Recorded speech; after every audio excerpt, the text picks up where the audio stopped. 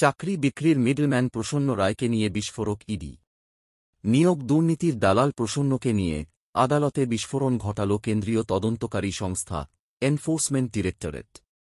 6 বছরে চাকরি বিক্রির 72 কোটি টাকা জমা পড়েছে প্রসন্ন রায়ের ব্যাংক অ্যাকাউন্টে। রিপোর্ট জমা দিয়ে তেমনটাই দাবি করল কেন্দ্রীয় সংস্থা। এদিকে নগর দায়রা আদালতে প্রসন্নের আইনজীবীর দাবি, তার মক্কেলের অ্যাকাউন্টে জমা পড়া টাকা ব্যবসার। এর সঙ্গে নিয়োগের কোনো সম্পর্ক নেই। শুক্রবার এসএসসি নিয়োগ দুর্নীতি সংক্রান্ত মামলার শুনানি ছিল বিচারক প্রশান্ত মুখোপাধ্যায়ের এজলাসে। সেখানেই নিয়োগ দুর্নীতিতে ধৃত ব্যবসায়ীর বিরুদ্ধে আদালতে রিপোর্ট জমা করে ইডি। এদিন আদালতে ইডির আইনজীবীর সাফ দাবি, চাকরি প্রার্থী পিছু প্রায় 1.5 লক্ষ টাকা তোলা হয়েছিল। চাকরি বিক্রি করেই বিপুল পরিমাণ টাকা প্রসন্ন সংগ্রহ করছেন বলে দাবি করেন তদন্তকারীরা।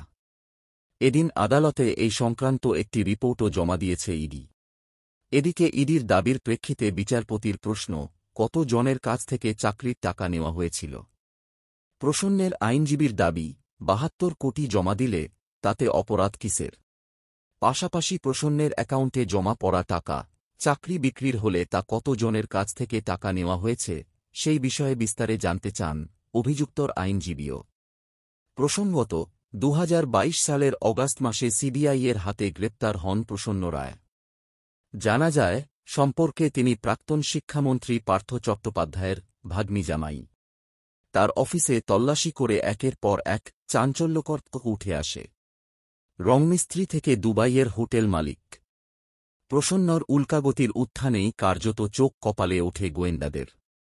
আগেই আদালতে ইডি দাবি করেছেন, চাকরি বিক্রির পাশাপাশি বিপুল সম্পত্তিও কেনাবেচা করেছেন প্রসন্ন।